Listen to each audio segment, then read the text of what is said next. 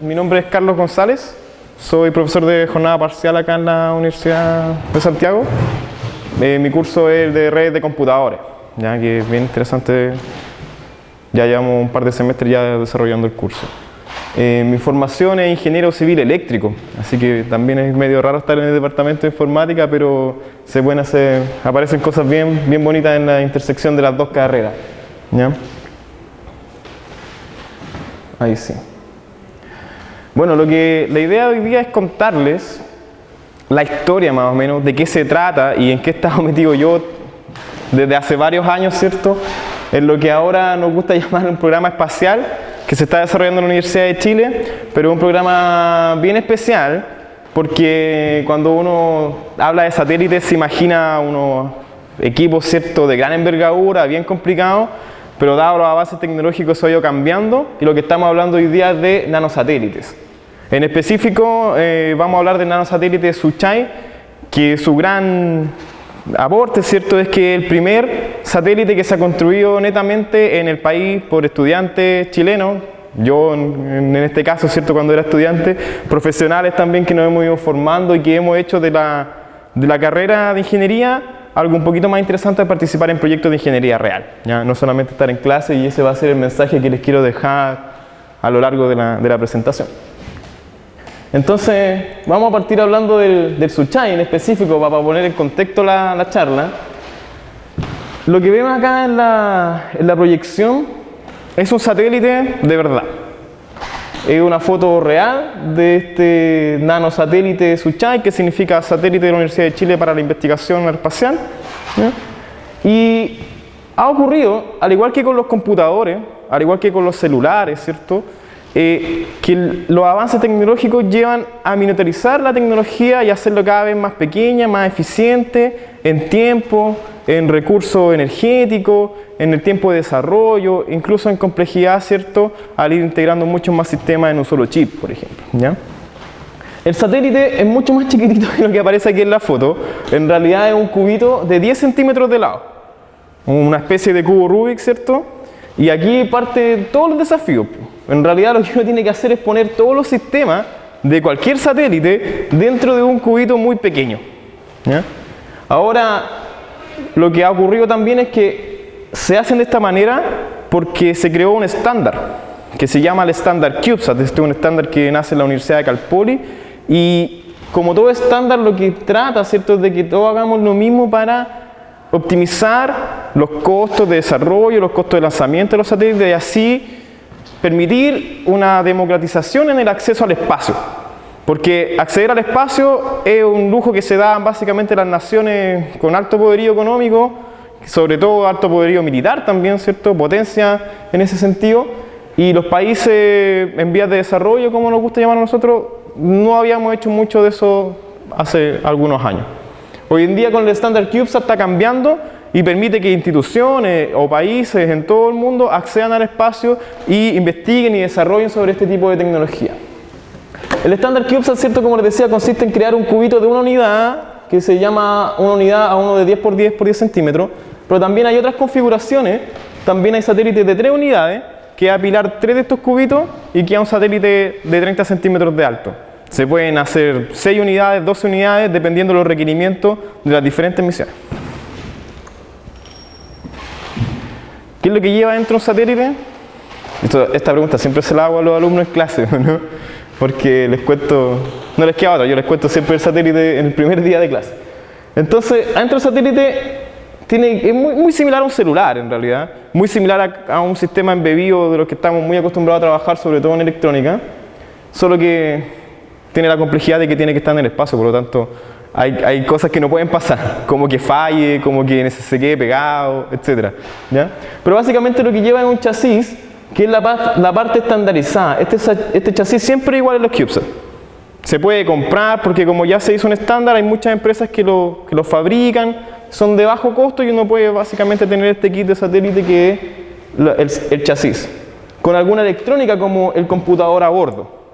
También otra parte muy importante, el computador a bordo es una especie de microcontrolador. Nada de los computadores que estamos acostumbrados actualmente, tipo notebook, ciertos procesadores muy potentes, en realidad son procesadores de muy poca capacidad de cómputo, pero muy eficiente energéticamente. Entonces el desafío está meter en esos computadores bien pequeñitos todo un sistema de control de un satélite que va a estar orbitando y que tiene que hacer muchas cosas de manera autónoma a la larga, ¿ya? Ese computador a bordo y toda la electrónica que está dentro del satélite se alimenta por paneles solares, que también es otra cosa que por lo general se trae desde afuera, porque no se hace mucho panel solar acá en Chile en realidad, y tienen que ser paneles solares ojalá de la mejor calidad, de alta eficiencia. Ahora, alta eficiencia en paneles solares significa como el 30% de eficiencia. Todavía la energía solar no es muy eficiente. Hay muchos desafíos que solucionar ahí todavía. Y los paneles solares alimentan baterías que están acá dentro del satélite, ¿cierto? Para funcionar tanto en los momentos de luz como en los momentos de sombra, porque el satélite pasa frente al sol o a veces, ¿cierto? La Tierra eclipsa al sol en el espacio y estamos en el lado de noche, ¿no? Espero que esto no me lo pase. También, como el satélite está en órbita, se van a requerir antenas y un sistema de comunicación. Entonces ahí es donde yo trato en los cursos de redes, ¿cierto?, linkear muchos temas de comunicaciones con comunicaciones satelitales, porque es un tema que nos atañe directamente. Y en esta configuración, que antes de la configuración con la que el satélite va en el cohete, las antenas están aquí enrolladitas, ¿cierto? Pero una vez que el satélite se despliega del cohete, esas antenas tienen que expandirse para poder permitir la comunicación con la estación terrena, que está acá en Santiago también, en el Departamento de Eléctrica de la Universidad de Chile. Nosotros mismos la controlamos y podemos bajar los datos de los experimentos científicos, ¿cierto? Y de los sistemas de control del satélite acá mismo, ¿ya? Lo bonito es que estos sistemas de comunicaciones son sistemas de comunicaciones estándar en frecuencias amateur, y la comunidad de radio amateur siempre ayuda mucho en estos proyectos. En realidad casi cualquiera que tenga una antena buena y una radio clásica de radio amateur en UHF puede escuchar y comunicar ciertas cosas con este satélite, ¿ya? Por lo general alrededor del mundo los radio amateur ayudan mucho en esto. Toda la aviónica del satélite, que el sistema de control ocupa un poco más de la mitad, y de ahí arriba van los experimentos científicos. El satélite Suchai tiene fines netamente científicos y los payloads son básicamente tres, que es una LACMIR Probe, que lo que se trata de hacer con esto es sacar una pequeña punta de prueba y se mide variación de plasma ionosférico. Una de las capas de la ionosfera, ¿cierto? Ahí hay partículas cargadas con plasma y ese experimento permite medir la temperatura y la densidad de electrones en esa capa de la atmósfera, que es una capa bien importante porque afecta a las comunicaciones, está relacionada con la radiación, ¿cierto? Las auroras boreales ocurren en esa altura. Interesante investigar sobre el tema. Tiene un montón de sensores, porque como es la primera vez que hacemos un satélite acá en Chile, lo más importante es entender cómo funcionan realmente los satélites en el espacio. Esa es una historia que nadie te la va a contar. Uno puede comprar satélites y te los van a poner en órbita, ¿cierto? Empresas muy grandes y hacen satélites muy bonitos, pero nadie te va a contar en realidad cómo funciona el satélite en el espacio, más allá de la física básica que uno conoce. Pero cuando lo lanzan, por ejemplo, el satélite queda girando, pasamos por diferentes gradientes de cambio de temperatura, hay que medir, por ejemplo, el campo magnético de la Tierra, que sirve para poder posicionar estos satélites. Entonces, toda esa información la vamos a estar recogiendo y va a servir de base para las futuras misiones satelitales que hagamos acá. Es conocimiento que queda in-house. Tiene una pequeña cámara fotográfica que en realidad tenemos la esperanza de que saque alguna foto de la Tierra, porque el satélite no tiene ningún sistema de posicionamiento. Entonces va a quedar girando ahí, en algún momento vamos a sacar una foto. Queremos sacar la foto justo en el momento después del despliegue, cosa que se logre ver el cohete o la Tierra, pero es básicamente demostración, no es una cámara de mucha resolución ni nada, pero demostración científica de que se pueden tomar fotos del espacio incluso con estos satélites tan pequeñitos. Tiene algunos experimentos del área de física que básicamente intentan tomar datos estadísticos de cómo funciona la electrónica en el espacio, que es un sistema diferente a lo que estamos acá. Por ejemplo, no hay viento para disipar energía por, digamos, solo por radiación se puede disipar energía, entonces es interesante estudiar eso. Yo en realidad no estoy metido muy en la parte científica, soy más ingeniero de hacer el bus, así que los payloads son como requerimientos de la misión, ¿verdad? Siempre nos preguntan mucho qué es lo que se puede hacer con este tipo de satélites pequeñitos, y nuestro objetivo están un poco alejados de lo que es lanzar un satélite. Más que nada lo que queremos es aprender, ¿ya? Eso es algo que se tiene que hacer en algún momento. Y todos tenemos que pasar por esa etapa y para eso están las universidades también. Para formar, ¿cierto?, el capital humano avanzado que ahora es experto en este tipo de tecnología. Así como complemento, en Chile actualmente hay satélites chilenos. Básicamente por la Fuerza Aérea se han lanzado satélites, el FASAT Alpha, Bravo, Charlie, ¿cierto? El FASAT Charlie está operativo actualmente. El problema con todo esto es que esos satélites son súper buenos satélites, o sea, sacan fotos de la Tierra con una resolución submétrica incluso, pero son satélites que se mandan a comprar al extranjero, del estilo como se compra un auto nuevo, ¿cierto? Y en realidad poco y nada sabe de qué es lo que implican todo este tipo de tecnología.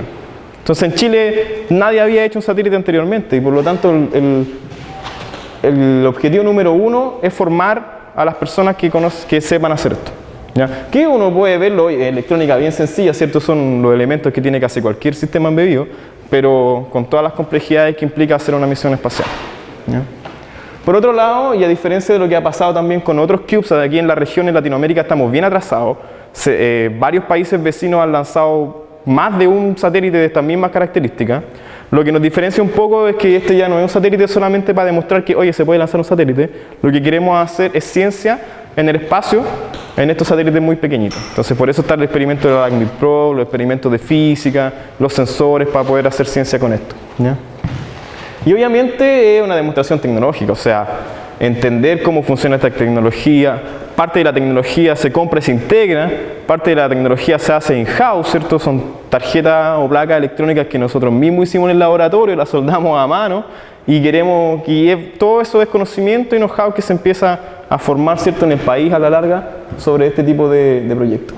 Lo que ven acá es el CAD del satélite, que está desarmado, ¿cierto?, por parte. Se puede ver el computador a bordo, la radio, las baterías aquí en este nivel. Esta es la Artemis Probe, nuestras plaquitas con sensores y el experimento de física y los paneles solares, ¿cierto?, que están en todas las caras de este satélite.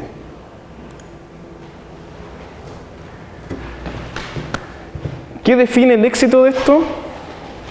Antes de nombrar los diferentes niveles de éxito, yo creo que algo que hemos aprendido como grupo, de los que hemos estado desarrollando este proyecto, es que ya no importa en realidad ni siquiera llegar hasta este punto de acá. Hasta donde hemos llegado hoy en día, ¿cierto? Y haber posicionado el tema satelital en Chile para nosotros ya es como un gran éxito. Y ahora, como en todas estas cosas, muchas cosas pueden salir mal, la ley de Murphy está más presente que nunca, estamos dispuestos incluso a que las cosas salgan mal. Porque que las cosas salgan mal es parte del proceso de aprendizaje, es parte del éxito también. Aquí en Chile somos un poco chaqueteros con las cosas. Cuando uno habla con la gente y le pregunta sobre satélite y le cuenta que estamos lanzando satélite, se acuerdan al tiro del FASAT Alpha, que es el satélite chileno que no funcionó. Pero nadie se acuerda de los 12 satélites siguientes que sí funcionaron y que hay uno funcionando actualmente, ¿cierto? Entonces, puede pasar lo mismo acá, pero no importa. El fracaso, ¿cierto? Y la prueba y error es parte del aprendizaje. Y si ustedes lo piensan, todos los países se han mandado grandes embarradas en esto. O sea, los cohetes explotan en cualquier momento. Hace pocos meses explotó un cohete de SpaceX, que es una empresa súper seria del tema. La NASA ha tenido unos desastres súper heavy en este sentido. Entonces, no hay que quedarse en el sentido chaquetero de decir, oye, ¿sabéis que si les funciona mal todo esto se fue a la porquería? En realidad no, es parte del proceso. Así que ahora que me puse el parche antes de la herida, les voy a contar cuándo las cosas van a empezar a salir súper bien, ¿cierto? En primer lugar, hay que llegar a la órbita que nosotros queremos llegar ya, que es una órbita baja.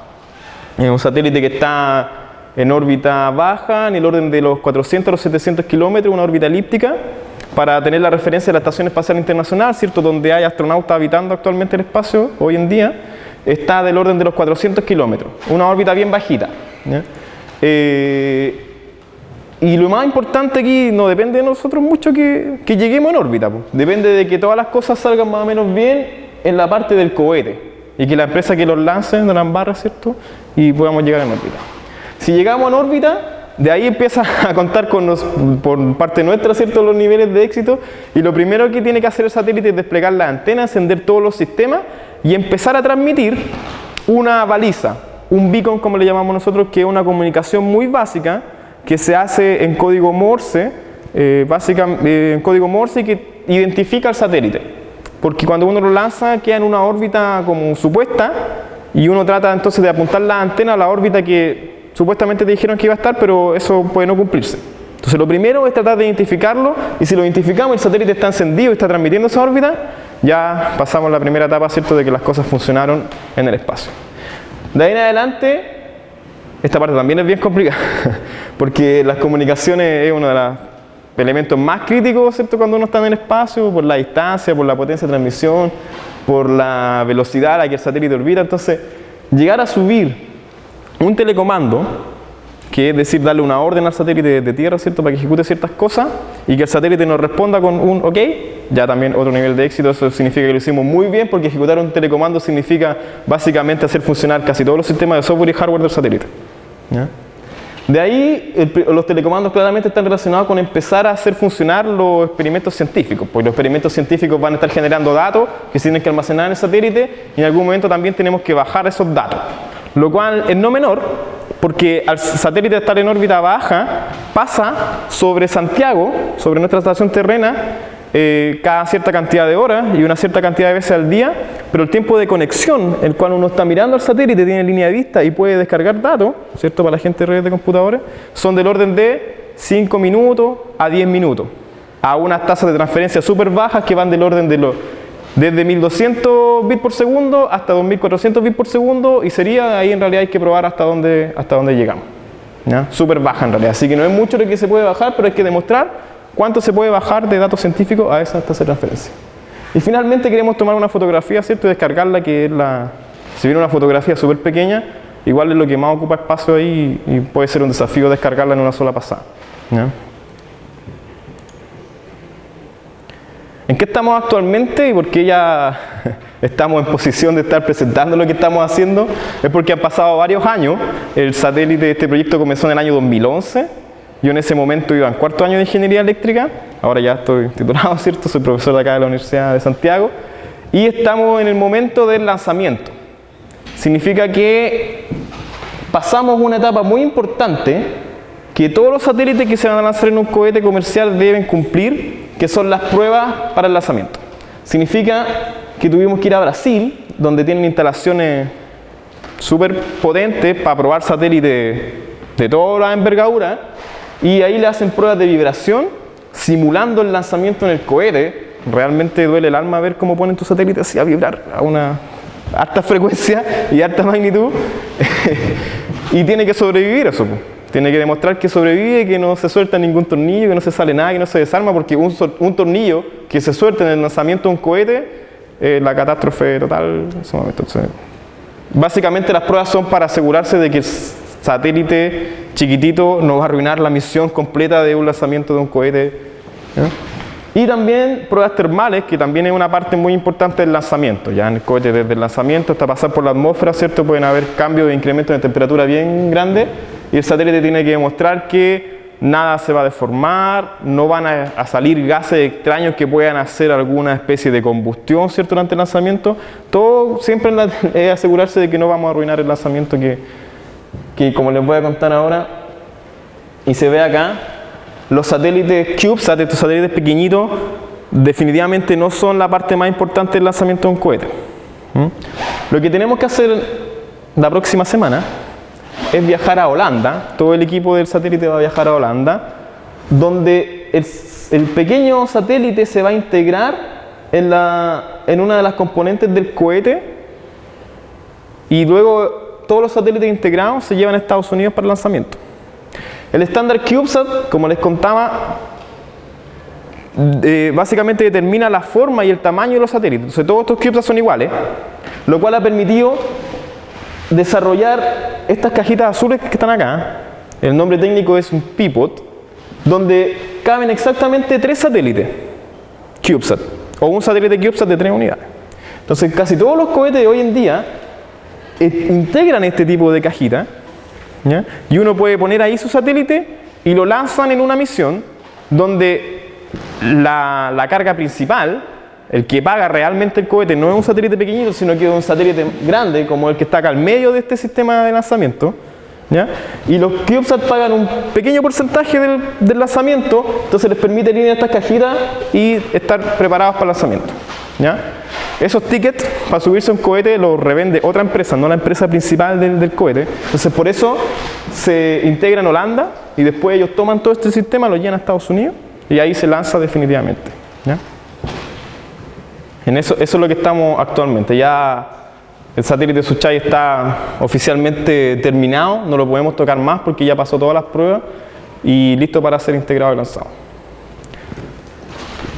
¿Cómo y dónde se lanza? Estos cohetes son los de la empresa SpaceX de Elon Musk, que entre hartas cosas choras, lo que están tratando de hacer se han hecho famosos porque quieren reutilizar los cohetes. Entonces como que lanzan un cohete y la primera etapa, en vez de perderla, la quieren volver a aterrizar, ¿cierto?, en una plataforma, y ahí se han visto explosiones bien grandes, pero no importa porque ahí ya volvió el cohete, por lo que importa es que hacia arriba no pase nada. El satélite entonces se integra como en la cofia de estos cohetes, en la parte de acá arriba, donde va el satélite principal, ¿cierto?, y alrededor varios de estos CubeSat pequeñitos. Cuando el cohete va ascendiendo, se van separando las diferentes etapas hasta que llega a la órbita propuesta, baja órbita, entonces va a llegar del orden de 400 kilómetros de altura. Cuando está a los 400 kilómetros de altura, se separa el cohete, el satélite principal, y también se separa el resto de los CubeSat. Del orden de 20 a 30 CubeSat se lanzan en un solo lanzamiento, ¿ya?, en un solo cohete. Y finalmente los satélites, ¿cierto?, quedan orbitando la Tierra a la altura y con la órbita que los dejaron, ¿ya?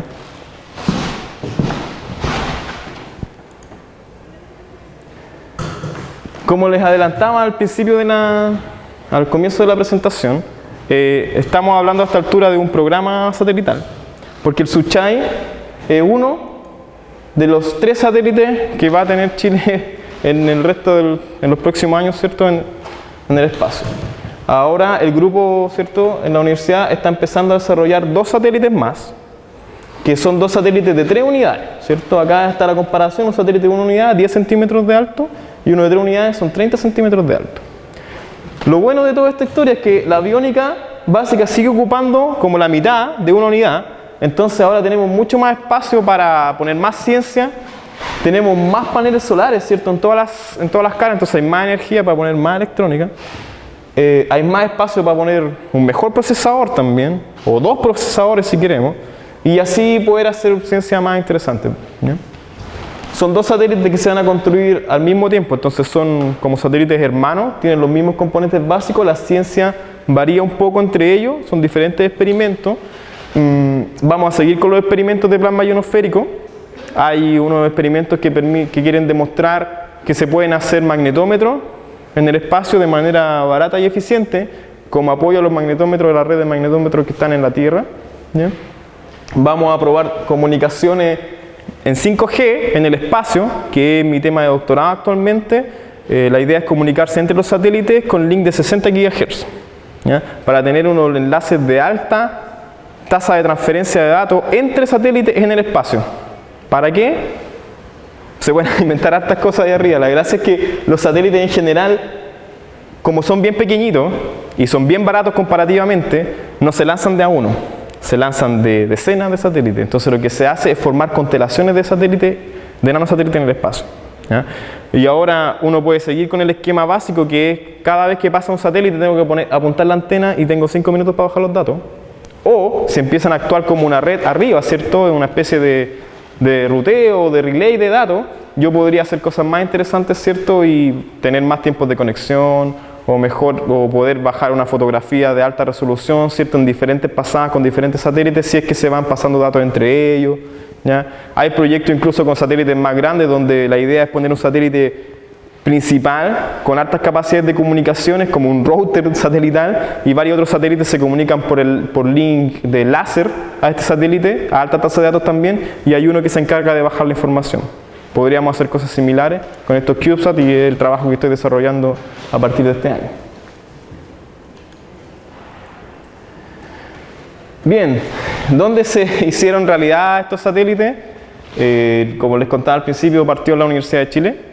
Allá en el Departamento de Ingeniería Eléctrica hay un grupo que se llama SPL, de Space and Planetary Exploration Laboratory.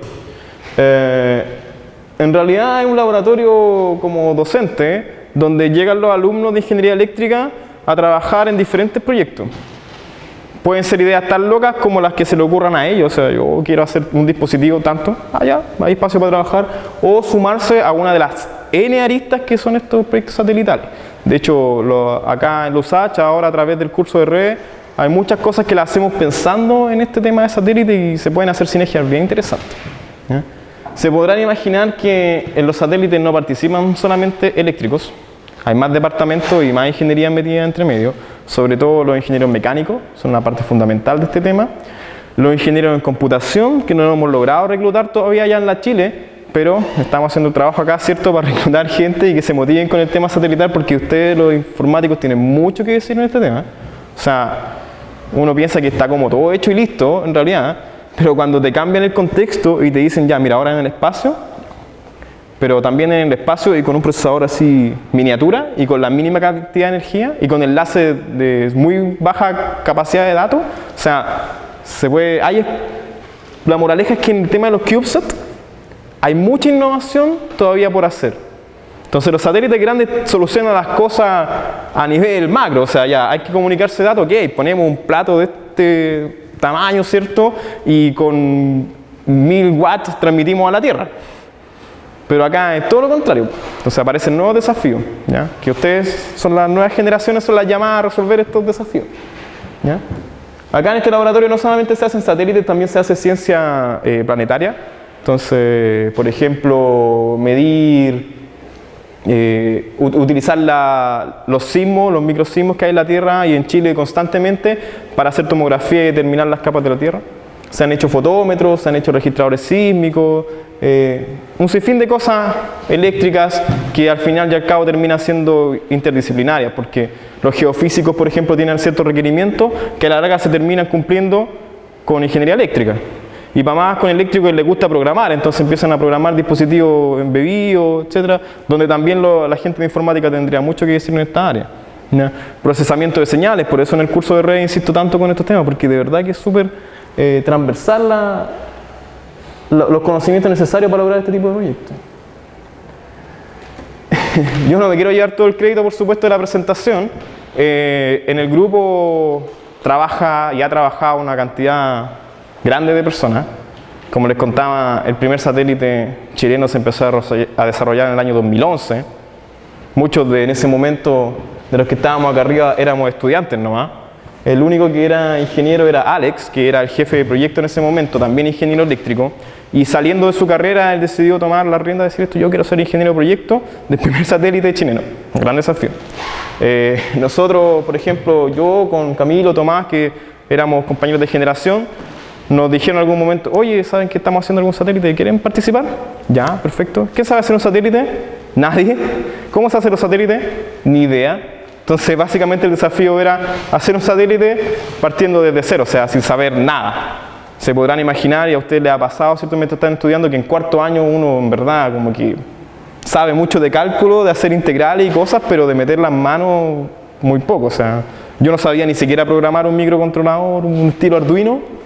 Entonces partimos desde esa base, desarrollando, ¿cierto?, hasta que empezamos a cumplir diferentes niveles de desarrollo de la misión. Ahí le copiamos mucho la idea a los informáticos y a los computines, ¿cierto?, en el sentido de ir desarrollando en base a versiones, donde el objetivo principal era que con pequeños deltas, con pequeños avances, siempre ir teniendo como una versión funcional. O sea, la primera versión obviamente no hacía nada más que transmitir un beacon ni nada más, ¿ya?, con hartos bugs entre medio, pero decíamos, si en algún momento hay que lanzarlo, algo vamos a tener en el espacio, ¿ya? Hubo que aprender mucho, o sea, como les decía, desde programar hasta gestionar un proyecto en el que estaban metidas del orden de decenas de personas de diferentes carreras.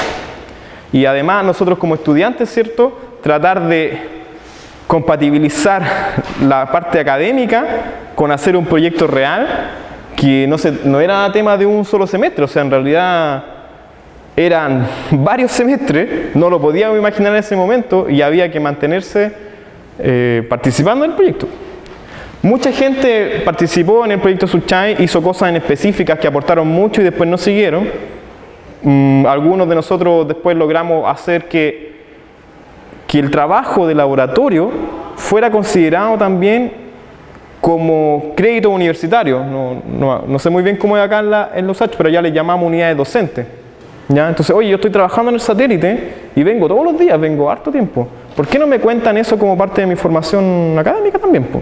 ¿Ya? De mi formación profesional? Y logramos que, por ejemplo, se crearan ramos donde se reconociera este trabajo en el laboratorio y así poder mantener un grupo, al menos un grupo, que son los que aparecen acá, trabajando durante varios años. Porque si no, todo lo que se avanza en un semestre, si es que no se hace bien, ¿cierto? Y no tenemos la costumbre en ese nivel de estudiante de hacer documentación, de dejar las cosas bien probadas para que otra persona pueda venir y tomar. Que fue parte también de lo que tuvimos que aprender. Porque queremos hacer un satélite, ya el primer satélite se demora 5 años en lanzarse, en verdad estuvo listo como en 3 o 4 años, pero los siguientes satélites no se pueden volver a demorar 5 años. Entonces el know-how que se generó, el conocimiento que está ahora, no puede quedar solamente en las personas que lo hicimos. Tiene que haber una forma de transferirlo. ¿Ya? Ustedes los informáticos saben mucho de eso. Hacen muy buena documentación, ¿cierto? Todo versionado siempre.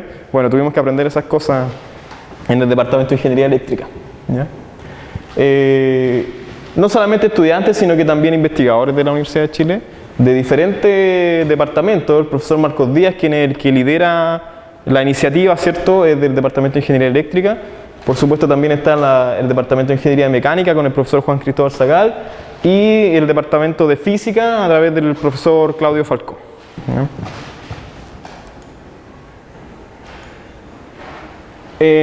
Como conclusión, y el mensaje que a mí me gusta dejarle harto a los estudiantes, que yo lo insisto durante todo el semestre, sobre todo en el curso de redes, es que en lo personal, este proyecto significó mucho más que hacer un satélite o hacer un dispositivo X. Tenemos la ventaja de que podemos decir que es el primero, ¿cierto? Y es súper bonito y ha llamado mucho la atención de la gente últimamente. Pero para mí la parte importante es que mi formación de ingeniero eléctrico fue hacer este satélite.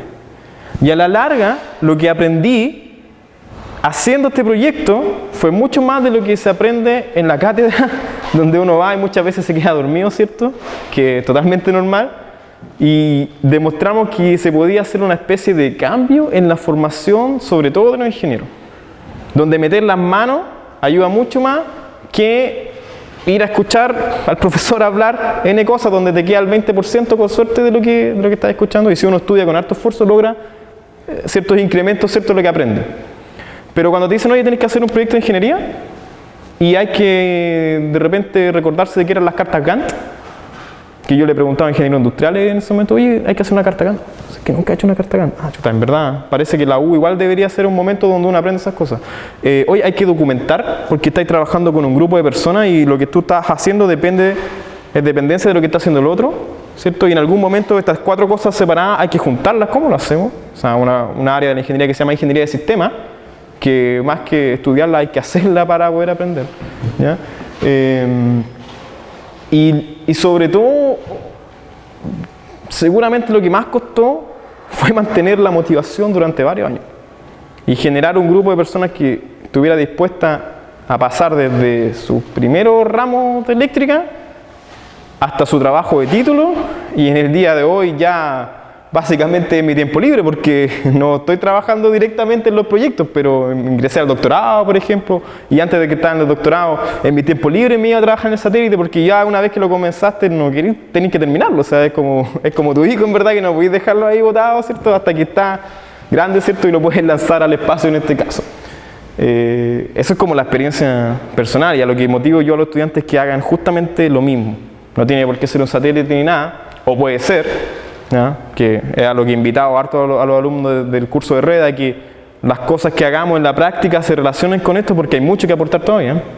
Pero en cualquier proyecto uno se puede meter desde pequeño a tratar de entender, ayudar a los demás, hasta que uno va viendo cuáles son los temas que le causan mayor interés y mayor curiosidad, y lo que termina haciendo uno en la carrera no es tomar una memoria o un trabajo de título en el último año, un trabajo de título que uno ni siquiera le gusta mucho o no lo entiende muy bien, sino que en verdad lo que desarrolla es la continuación de un proyecto de varios años y ya tiene su memoria, su trabajo de título, su tesis, su proyecto de investigación redondito, ¿cierto? Y ya no cuesta nada sacarlo hacia adelante. Y se forma algo que a muchos les cuesta también en la universidad, pues.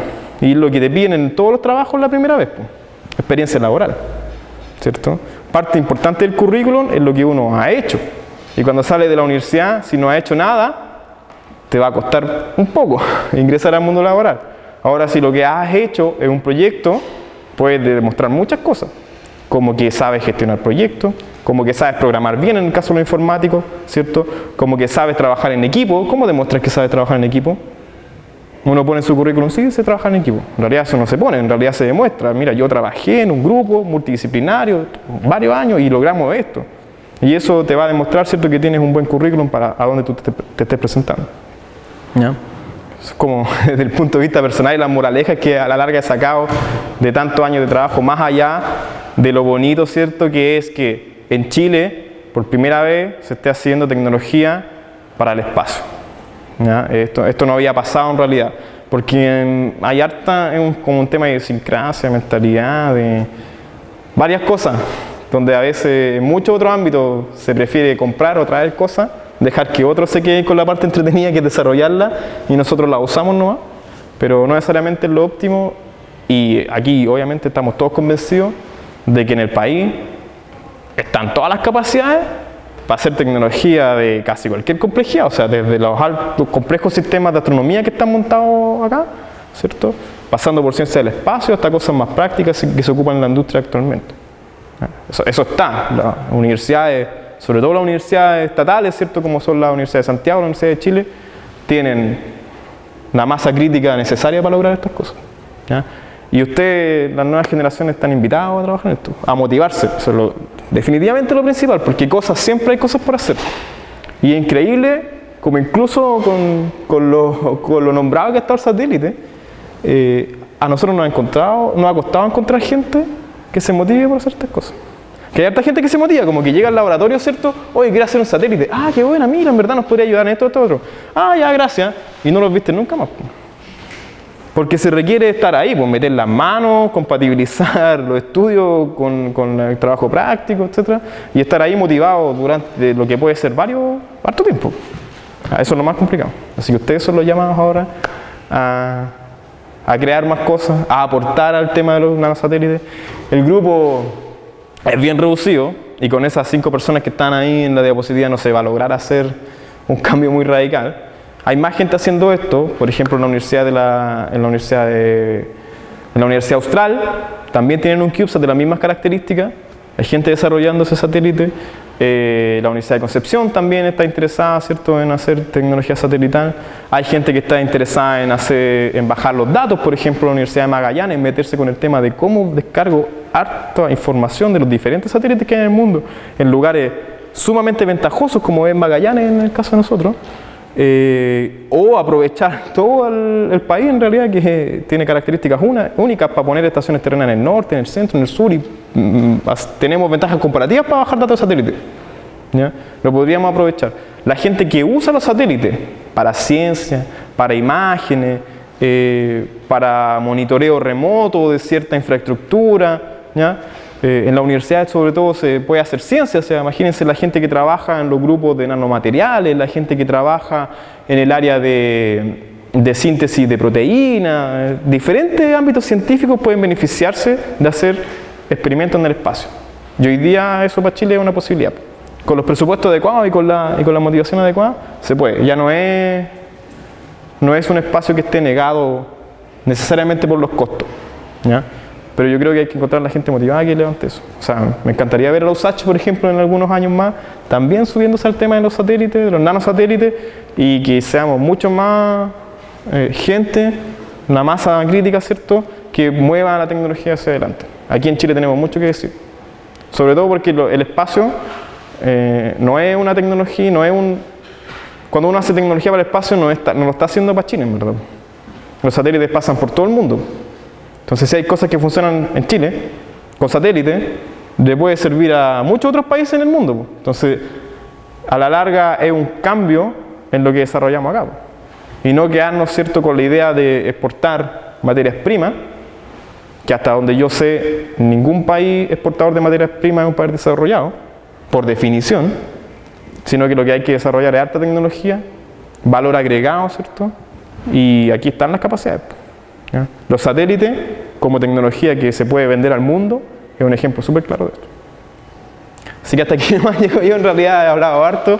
Me gustaría escuchar las preguntas de ustedes. ¿O qué es lo que parece? ¿Qué? Cuéntame. A ver, un comentario. Yo he escuchado a alguien que estaba en la radio, no sé qué se mira hasta Sí, varios del grupo han estado en la radio, sí. porque también Suchai significa algo en sí. Es una historia bien bonita. El nombre se le ocurrió al profesor que lidera el área, que es Marcos Díaz. Suchai viene del mapudungún, que se pronuncia Suyay, y significa esperanza. Entonces el nombre a lo largo del año ha sido una bonita motivación también para motivar al grupo. ¿El nombre con la sigla o fue un accidente? No tengo los detalles porque lamentablemente no fue una idea mía, pero va por los dos lados. O sea, según entiendo yo, la idea era que fuera esperanza. Se da la coincidencia de que Suyay es esperanza, y después buscar el acrónimo bastante, no sé si es más fácil, pero fue un acierto creativo en ese sentido. Ya, la gran pregunta es, ¿quién puso la plata y cómo lo convencieron? Buena pregunta, sí. Para el primer satélite, los fondos vienen directamente de la Facultad de Ciencias Físicas y Matemáticas de la Universidad de Chile. Fue una iniciativa de la facultad. ¿Ya? Ahora, igual, es un monto no menor, pero que está demostrando, ¿cierto?, que instituciones, incluso instituciones estatales, pueden acceder a este tipo de tecnología. Satelital me refiero, porque con los satélites, como uno los conoce, ¿cierto?, no se puede, porque estamos hablando del orden de millones de dólares, o sea, cientos de millones de dólares por lo menos. Misiones completas pueden costar mucho más que eso. Los presupuestos de NASA, por ejemplo, para lanzar misiones extraplanetarias o que van a Marte, por ejemplo, tienen presupuestos pero de billones de dólares. Claramente Chile no se puede dar el gusto o ese lujo si en realidad hay cosas más importantes que atender también. Ahora, los CubeSat, por su nivel de integración y por la filosofía de usar componentes comerciales que están disponibles como en las tiendas de electrónica, eso me faltó mencionarlo, pero los CubeSat, los nanosatélites CubeSat, no son satélites preparados para el espacio necesariamente. El procesador, por ejemplo, no es un procesador a prueba de radiación. Las memorias no están a prueba de radiación. Los rangos de temperatura que soporta la electrónica son los rangos de temperatura a los que están certificados la mayoría de los chips industriales, de menos 20 a 85 grados. Entonces, la gracia de los CubeSat es dejar de preocuparse por esto de hacer así la cosa más robusta posible para el espacio y empezar a subir los costos. Todo lo contrario, hagamos lo más sencillo posible y probemos si funciona en el espacio. Entonces los costos bajan, pero en varias órdenes de magnitud. Los tiempos de desarrollo también son mucho menores. Un desarrollo satelital son varios años, o sea, nosotros nos demoramos 5 años, pero en realidad un satélite CubeSat se puede desarrollar en 1 año y medio. Con todo, ¿ya? Cosa que un satélite grande no lo va a lograr, nunca. Entonces los presupuestos iniciales vienen de ahí, de una institución universitaria como es la Universidad de Chile en este caso. Los siguientes satélites, el Suchai 2 y 3, son fondos concursables a través de CONECYT. Uno es un Fondesit y el otro es un proyecto Anillo ya más grande. De hecho, en el proyecto Anillo también están participando académicos de acá de la USACH, específicamente María Estepanova, del Departamento de Física. Entonces, un anillo que trata de juntar, ¿cierto?, a los científicos con los ingenieros para hacer ciencia en el espacio. Porque Fondesit o un anillo no te financia hacer satélite en realidad, porque como que no hay mucha ciencia en realidad. A los ingenieros nos gusta porque hay harta innovación y harto desafío. Pero lo productivo, ¿cierto?, para las instituciones de investigación es la ciencia que se puede hacer en el espacio. Y eso implica también construir un vehículo espacial, que es lo que podemos hacer ahora, aquí en Chile. No sé si respondí a tu pregunta. ¿Escuchaba que el primero fue como $400.000? Sí, el proyecto total debe estar rondando esas cifras. No voy a ser muy preciso porque no tengo siempre las cifras en mente, pero una plataforma en sí cuesta del orden de $200.000. Ahí no estamos sumando a la ingeniería, ¿cierto?, las HH de varios ingenieros por varios años, porque si no los costos se explotan, pero la institución subvenciona eso a la larga con los estudiantes y los que estábamos ahí disponibles en ese momento. Un lanzamiento también cuesta del orden de los $150.000, $200.000, considerando las pruebas que hay que hacer, los viajes que hay que ir a Brasil, hay que ir a Holanda, ¿cierto? Se llega del orden de los $400.000. Que Entonces se nos refiere a la HH. no, sin la HH, ahí ya. Ahora, si uno quisiera hacer la transferencia tecnológica de esto, y que en cierto punto también podría ser muy interesante, se consideran otros costos también. Esa es la gracia también de hacerlo en las instituciones educacionales, pues, o sea que están ustedes, ¿cierto?, los estudiantes, disponibles para hacer eso, y una retribución, un círculo cerrado. O sea, lo que aprende el estudiante en esto, siempre y cuando se logren cosas como lo que pretenden programas como Ingeniería 2030, por ejemplo, que los estudiantes hagan y participen de cosas reales, entonces los estudiantes ganan también mucho en su formación, y la universidad, ¿cierto?, tiene a la gente necesaria para poder hacer estos proyectos. Entonces, es un círculo virtuoso a la larga.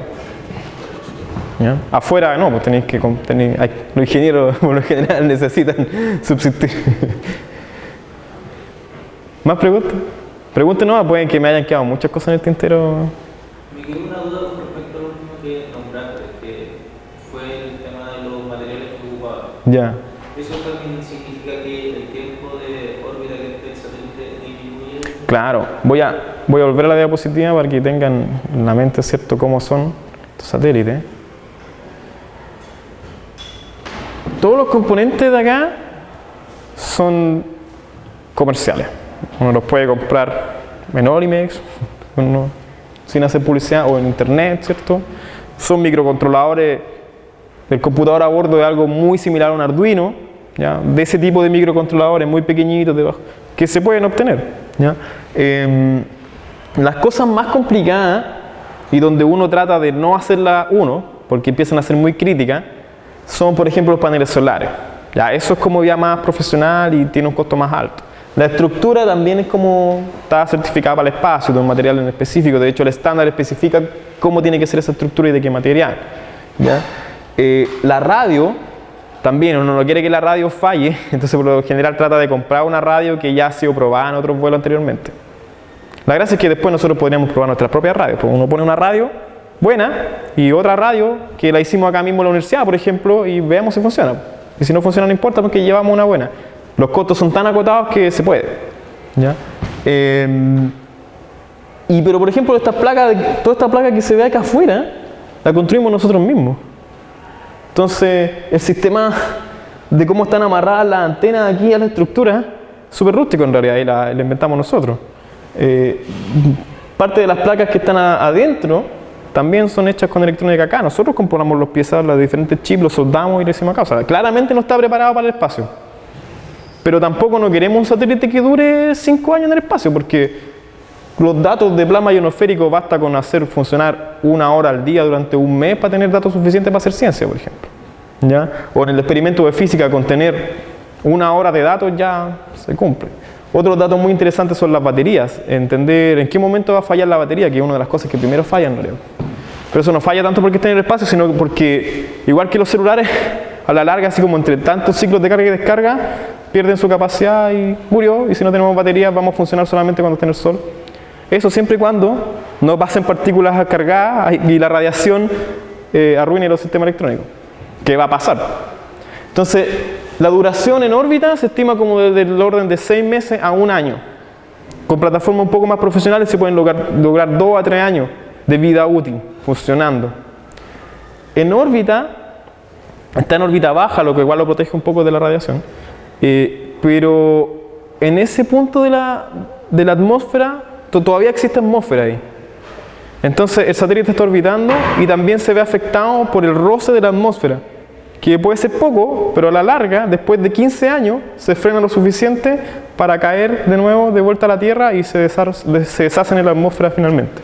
Entonces no quedan orbitando como chatarra espacial muchos años, dependiendo de la órbita, en este caso 15 años estimados, después de eso se destruye completamente, ya caen a la Tierra. Pero definitivamente mucho antes de eso van a empezar a fallar los sistemas, o sea, eso lo sabemos. Y se espera que sea así. Yo no quiero tener un satélite de 5 años ni 10 años arriba. Lo que quiero es que una vez que cumplí mi misión acá, quiero lanzar uno nuevo, con nueva tecnología, con mejores cosas, ¿cierto? Para demostrar, hacer demostraciones tecnológicas en el espacio o ciencia en el espacio, que por lo general viene acotado. ¿Ya? No es como ahora, los satélites de comunicaciones Geoestacionarios, claramente uno quiere que duren varios años porque es una inversión muy grande. Pero son ligas totalmente distintas. O sea, ¿no? Estos satélites tampoco están hechos para reemplazar a los satélites grandes. Al contrario, nosotros los vemos como tecnologías complementarias. Hay cosas que se pueden hacer con CubeSat que funcionan súper bien y otras que no se pueden hacer con CubeSat definitivamente.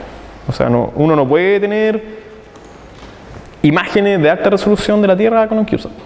Por un tema de que necesito un lente más o menos grande, ¿cierto? Y en 10 centímetros no puedo poner un lente con la apertura necesaria para sacar una foto de alta resolución. Entonces no entran a competir, sino que a complementarse en diferentes cosas. ¿Ya? ¿Más preguntas?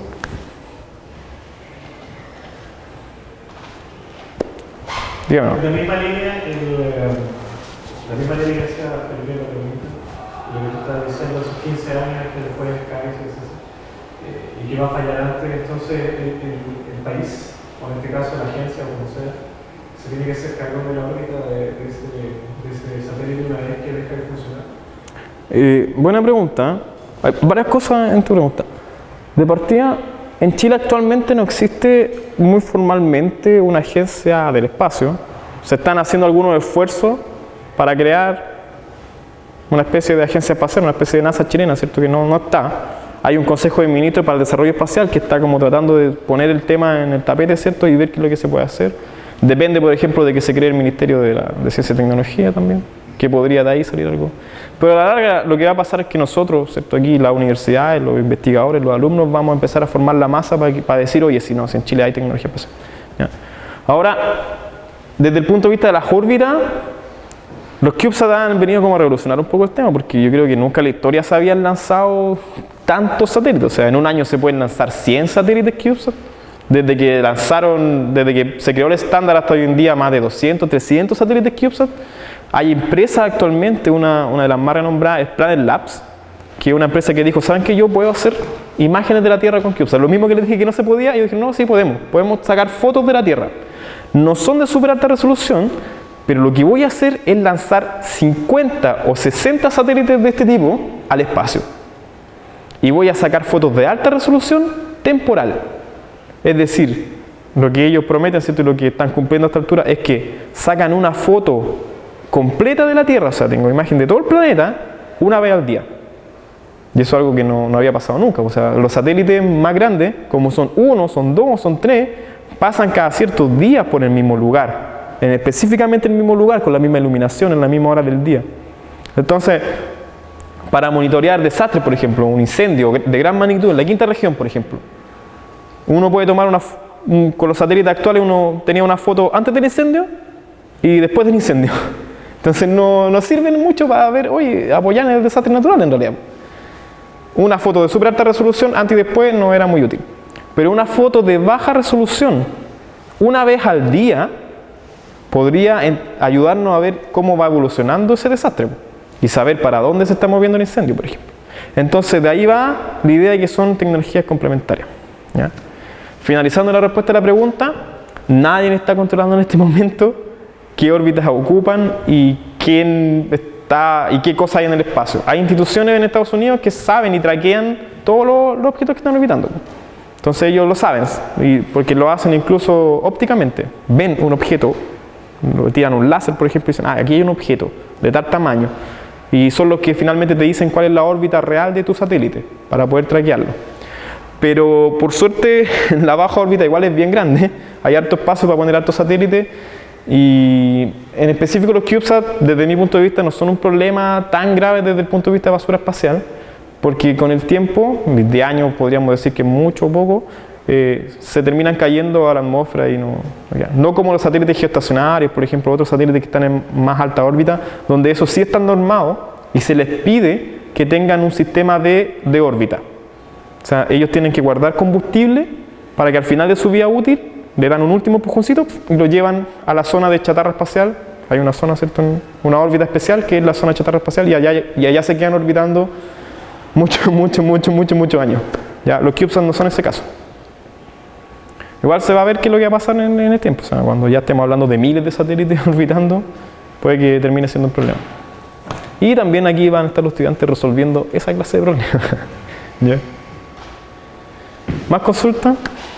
Yo tengo. Dígame. No me quedó muy claro que específicamente va a estudiar ese satélite. Ah, ya.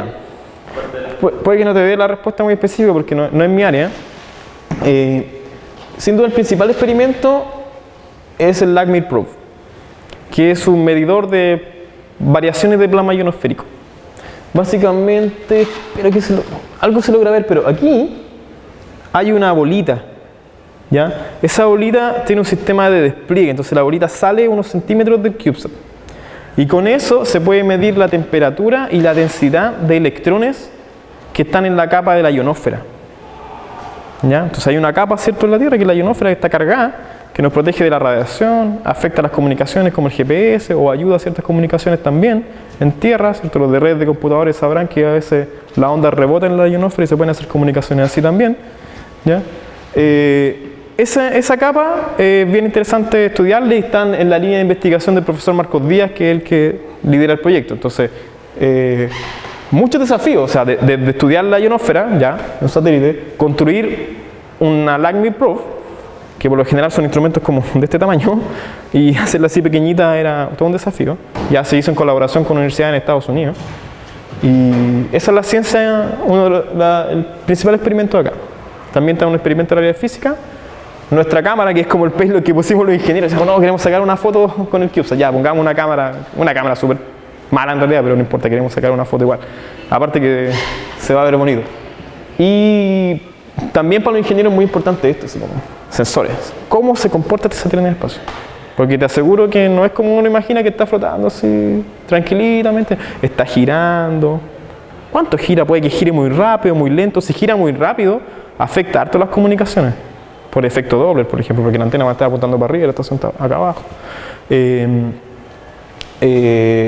También hay que entender, por ejemplo, cómo se comporta cómo se comporta térmicamente el satélite, ¿ya?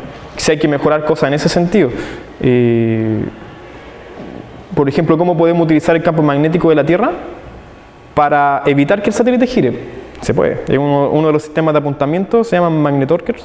Entonces uno aprovecha el campo magnético con un imán eléctrico, hace un torque y puede detener un giro en una dirección o al menos alinear alguno de los ejes del satélite con el campo magnético de la Tierra, etc. Eso igual es materia de estudio, ¿ya? O sea, hay mucha teoría al respecto. Sería súper bueno saber cuáles son los datos reales para que las futuras misiones Suchai 2 y 3 tienen, por ejemplo, magnetotorquers. Y hay que saber cómo controlarlos ahora, ¿no? Sí, sistemas de control, es pura programación en realidad. Y también los eléctricos saben harto de los sistemas de control, ¿no? ¿Más cosas? ¿Cuándo vamos a ver cómo fue? Muy buena pregunta. Se supone que la fecha de lanzamiento es una ventana, en realidad nunca te dicen la fecha concreta. Se ha corrido hartas veces, estamos con el tema de lanzamiento desde el año anterior. Pero el cohete, el satélite principal es el que manda. Y si ese se atrasa, nos atrasamos todo. Nosotros ya estábamos listos ya hace rato. Entonces, la ventana de lanzamiento es entre mayo y junio de este año. Alguna fecha por ahí, que no nos han confirmado todavía. Lo que sí estamos seguros es de que esa es la ventana, porque ya nos pidieron tomar el satélite y llevarlo a Holanda a integrarse, ¿cierto?, en el anillo donde van los CubeSat. Y ellos obviamente no quieren tener los CubeSat ahí parados mucho tiempo, quieren llevárselo rápidamente a Estados Unidos a ponerlo en el cohete. Entonces debería ser una fecha más o menos confirmada. Pero si no se cumple, no es culpa de nosotros, sino que del satélite que está pagando la misión en realidad principal, que es un satélite de gran envergadura, ¿cierto? Otra historia, que algún día lo haremos, no sé. ¿Podría explicar en diciembre que no? ¿Ah? En diciembre no estarían ahí contando. No, yo creo que a mitad de año, ojalá, sí. Sí, también de ahora viene toda la otra etapa de la operación del satélite, que tampoco la conocemos en realidad. Nunca hemos operado un satélite. Ya, también hay mucho que decir, hay mucha alianza y colaboración que se puede hacer. Me imagino que acá, por ejemplo, habrán antenas, habrá gente interesada en el área de comunicaciones satelitales, o radioaficionados. Se pueden hacer cosas bien interesantes. Y toda esta altura ya, de aquí en adelante, todo una incógnita. Ojalá que resulte lo mejor posible, porque no... Pero ya estamos lanzados a que pueden salir cosas bien, otras mal. En realidad todo va a ser parte de un proceso de aprendizaje, no solo de nosotros, sino que también de cómo estas tecnologías van a contribuir al desarrollo de la tecnología acá en el país también, ¿no? Como le decía, la USACH igual está metida en este tema. O sea, en los Suchai 2 y 3 hay ciencia que se va a hacer aquí desde la USACH misma, ¿ya? Así que los estudiantes están invitados desde ya a colaborar. Yo creo que lo más fácil de colaborar es a través de los mismos estudiantes, o sea, para evitarse, ¿cierto?, una cantidad de burocracia que puede pasar a la larga, pero también acá mismo pueden surgir este tipo de proyectos. Ya está digamos, el antecedente de que CONICYT puede financiar estos proyectos. El problema es que te financian una parte, no, de nuevo no te financian la ingeniería, por ejemplo, entonces se tiene que hacer con estudiantes, por ejemplo, ¿ya? Con estudiantes de magíster, de doctorado, de pregrado, todos pueden colaborar a diferentes niveles, ¿no? Pero se puede, y va a ser bonito ver cómo en Chile estos proyectos se van a empezar a levantar en el futuro, y es lo que queremos como grupo en específico. Por eso yo encantado de venir a contarle a ustedes la historia del satélite, y de qué se trata, cómo se hacen un poco, ¿cierto? Porque todo esto va a funcionar y va a pasar en la medida de que formemos una masa crítica de gente interesada, de gente haciendo cosas, aportando en diferentes niveles. Si se queda encerrada en un laboratorio, en un par de académicos y dos tipos que se hacen, no va a funcionar nada, ¿ya? Se necesita levantar el interés de partida y hacer cosas. Ahí es la única forma de ganarse los fondos, ¿cierto? La única manera de generar el know-how necesario. Así que desde ya están invitados. Los alumnos de redes están jodidos porque yo siempre en clase les meto el tema de los satélites, así que algo van a terminar sabiendo también al final del día. Así que eso, ¿más consultas? Muchas gracias entonces por haber venido, se pasaron.